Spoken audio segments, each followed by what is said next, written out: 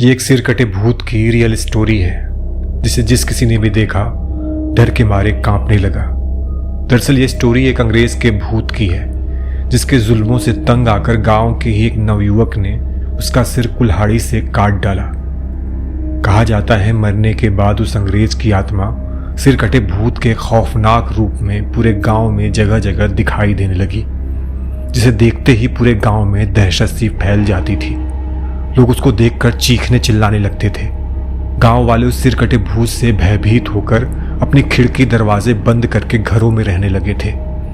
कुछ ग्रामवासियों ने उस सिर कटे भूत से भयभीत होकर वो गांव ही छोड़ दिया। लेकिन एक दिन कुछ ऐसा हुआ कि उस सिर कटे भूत का काम तमाम हो गया।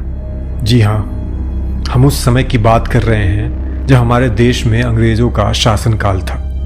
उस समय अपने देश में अंग्रेजों का शासन हुआ करता था। पूरे देश में उन्हीं की हुकूमत चला करती थी। वो अपनी मनमानी किया करते थे। अंग्रेज जिसको चाहे उसकी ज़मीन हड़प ले, जिस पर चाहे कोड़े बरसाएं, जिसको चाहे जेल में डाल दें। भारत की सारी जनता अंग्रेजों के इन अत्याचारों से तंग आ चुकी थी। उन्हीं दिनों उत्तर भारत में भी एक अंग्रेज अफसर आया। उसने भी अन्य क्रूर अंग्रेज अधिकारियों की तरह लोगों पर अत्याचार करना आरंभ कर दिया। वहाँ की जनता उस अंग्रेज अफसर से उसके जुल्मों का बदला लेने की आमाद थी। एक दिन जब वो अंग्रेज अपने घोड़े पर सवार होकर बिहारी चौराहे से होकर निकल रहा था कि गांव के एक नवयुवक ने पीछे से आकर उस पर जानलेवा हमला कर दिया।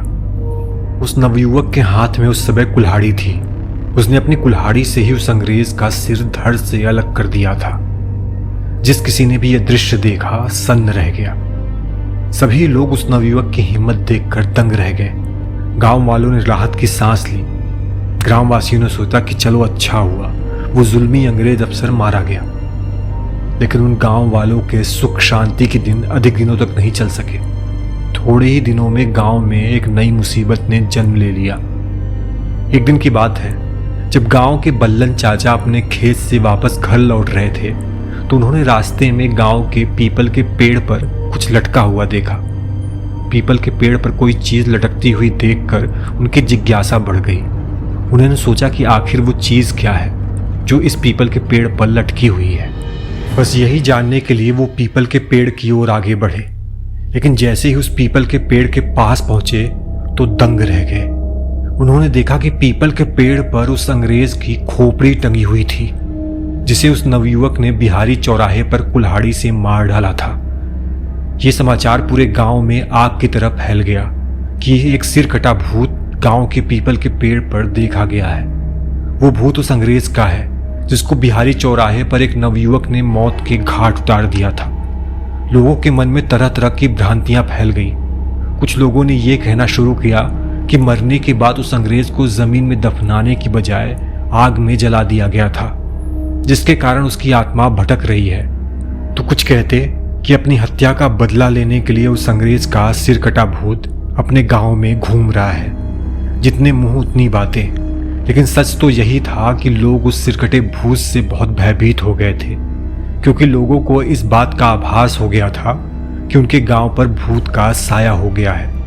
ऐसा खूनी साया एक न एक दिन पूरे गांव के लोगों का खात्मा कर डालेगा। अब गांव के आदमियों, बच्चों और स्त्रियों का जीना दूभर हो गया।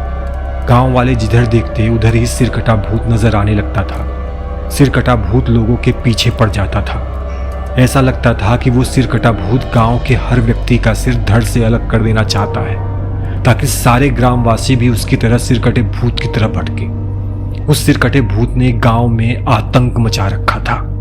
एक बार गांव के एक बुजुर्ग व्यक्ति अपनी कुर्सी पर बैठकर अखबार पढ़ रहे थे कि कहीं से वो सिर कटा भूत आ गया। उस सिर कटे भूत ने उन व्यक्ति को कुर्सी से ऊपर उठा लिया और फिर नीचे छोड़ दिया, जिसके कारण वो जमीन पर गिर गए। उनका सर फूट गया। अब वो सर कटा भूत गांव वालों के छत पर मंडराता रहता था और अपनी खौफनाक आवाज से लोगों को भयभीत करता रहता था।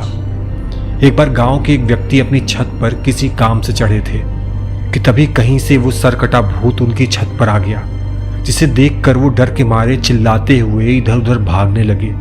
उनकी छत पर चार दीवारी भी नहीं थी, इसलिए वो छत से नीचे जा गिरे और उनकी हड्डी पसली टूट गई। अब गांव वाले बहुत परेशान थे। वह ऐसा उपाय सोचने लगे जिससे कि सर कटे भूत से मुक्ति मिल सके।